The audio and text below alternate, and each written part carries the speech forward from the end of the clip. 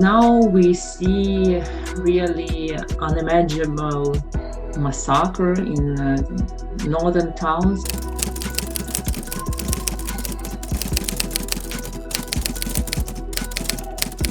All our previous plans, strategies became not relevant just in this 1 hour.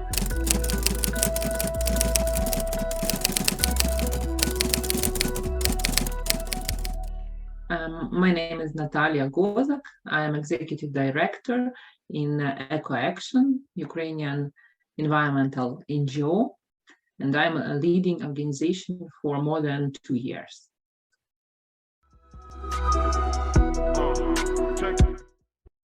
Ecoaction was founded more than 5 years ago in 2017.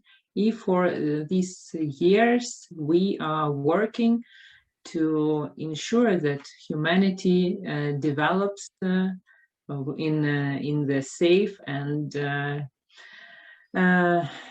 and clean environment. This is our mission, to influence the decision makers and to mobilize civil society.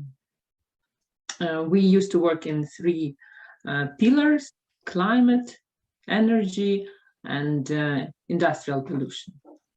We are actually the biggest environmental NGO in Ukraine, mobilizing more than 25,000 of supporters, having more than 30 staff members in our team, and we are working in climate, and we see that last target of Ukraine to Paris Agreement regarding greenhouse gas emission cut was really much better than the previous one. We see that transformation of coal mining regions has started. We were the first to talk about the need to transform coal mining towns, and before the war, this topic was really high on the agenda, with the support ensuring from outside and inside Ukraine. We also supported local communities in their fight for the clean environment and their environmental rights, the fight with business polluters, let's say. This is a really difficult process, but still we managed for more than 3 years to be in these constant discussions and support the communities.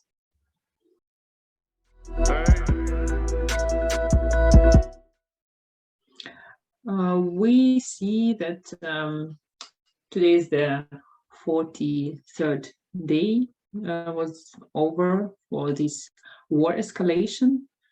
Actually, it's not correct to say that the war started just 43 days before, because it started 8 years ago when Russia annexed Crimea and supported occupation of eastern territories. And now we see really unimaginable massacre in northern towns near Ukraine. I think all the world saw these terrible pictures. And pretty sure that the same situation is in other occupied territories in the south and east of the country. We see that rather considerable northern regions are now free from Russian troops, and this is inspiring. The battle for Kiev, we could consider that we won it, and still the similar battle is in future for other territories on the east and south. We see also numbers of the civilians dead, of the military personnel dead, and this is really incredible to understand and to see. So as of today, the new crime of shooting people on the railway station was committed by Russians, that 4,000 people were on the railway station on Kramatorsk, and the missiles were targeting it, and 40 died and more than 100 wounded. That's the news just from today.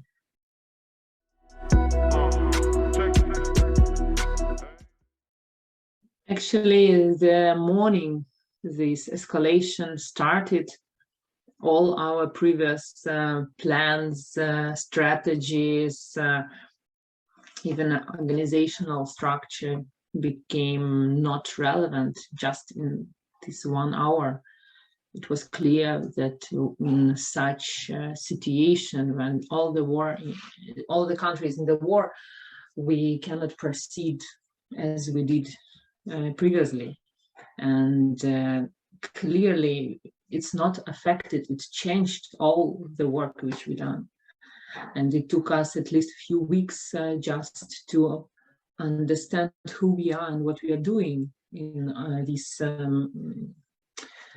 mess.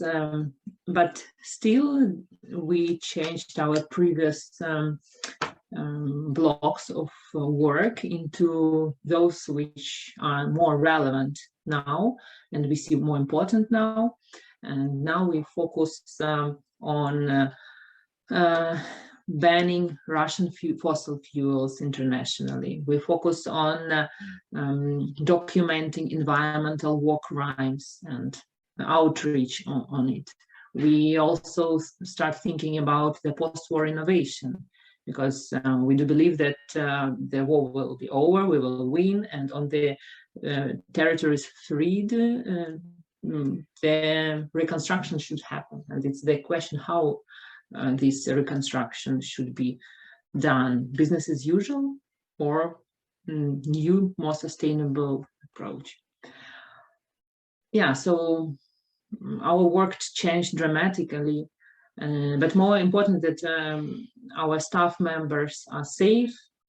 All of them are now in the safe places, and about 1/3 of the team left the country, but 2/3 are staying mostly in the Western territories.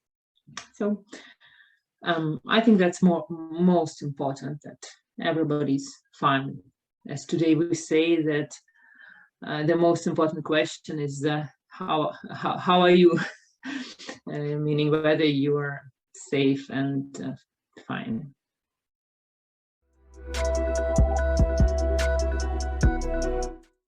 As you may know, the very first day of the escalation, Russian troops entered Chernobyl zone, and for a month, I think a bit more, they were holding the staff as hostages, and we were really closely following the situation, because there was a moment when electricity supply was cut off and the storage of nuclear waste was under the risk of damage, and in this case nuclear contamination would affect the territories nearby.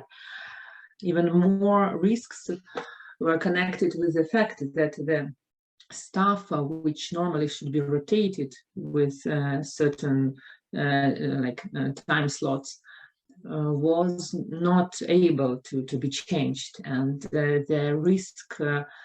the highest risks were connected with the possibility of human mistake, that the staff cannot rest, cannot ensure proper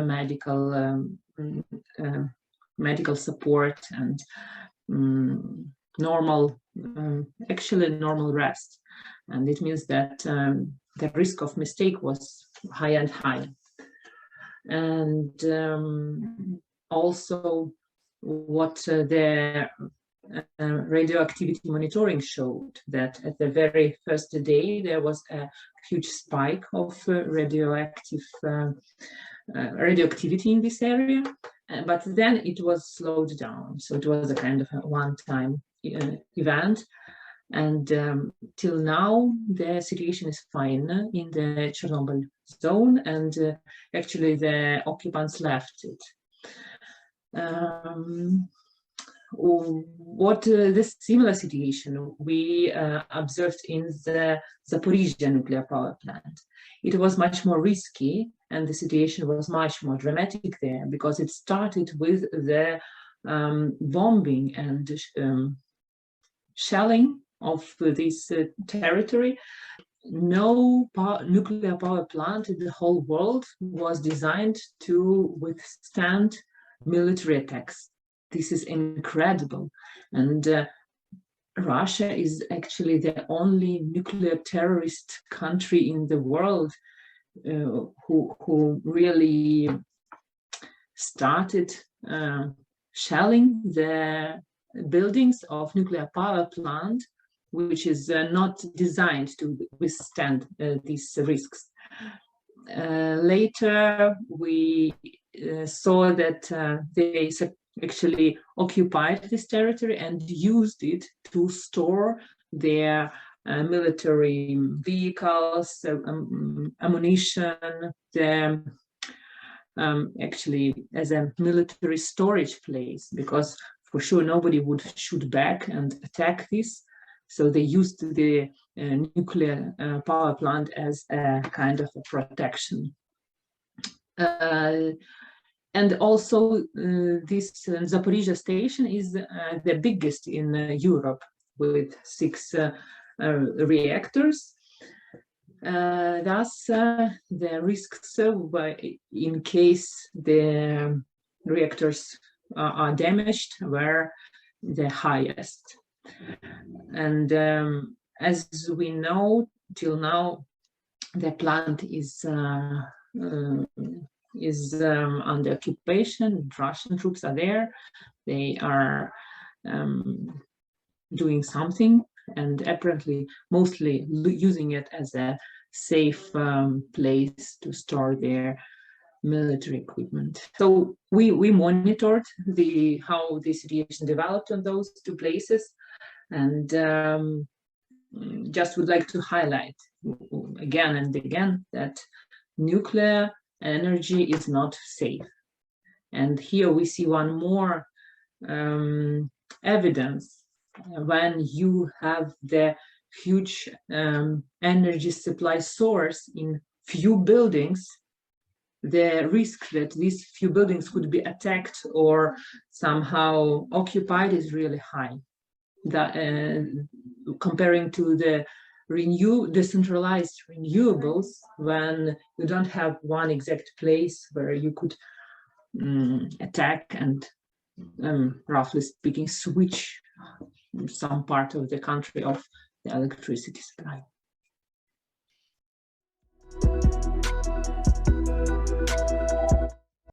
Actually, now we launched 2 instruments to support environmental civil society in Ukraine, because we see that in this situation, environmental NGOs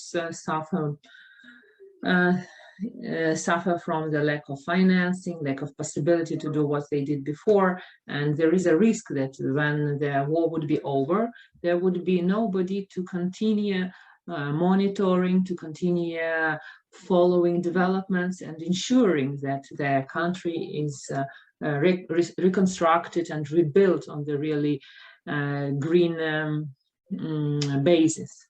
Yeah, so definitely what Ukraine in general is needing, this is the military support and ban of Russian fossil fuels. This is number 1.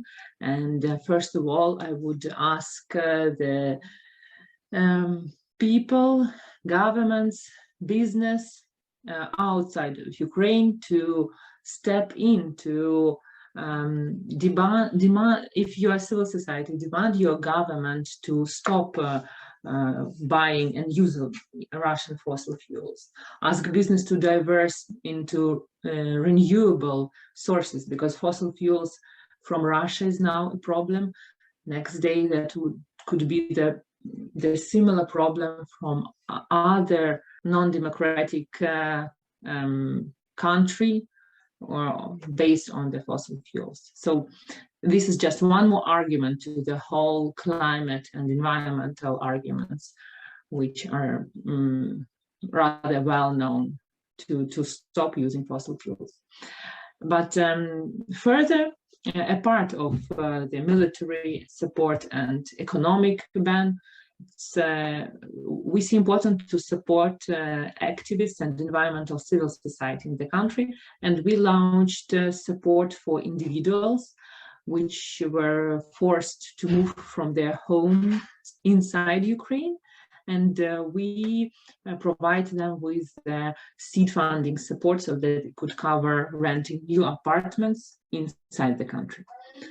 And one more instrument is support, is also the kind of a seed funding for civil society, in environmental civil society, which could ensure that environmental crimes are properly documented and there are no place left without eyes, so that we could see all the crimes which is done in this incredible situation, not only against humanity, but also against the environment.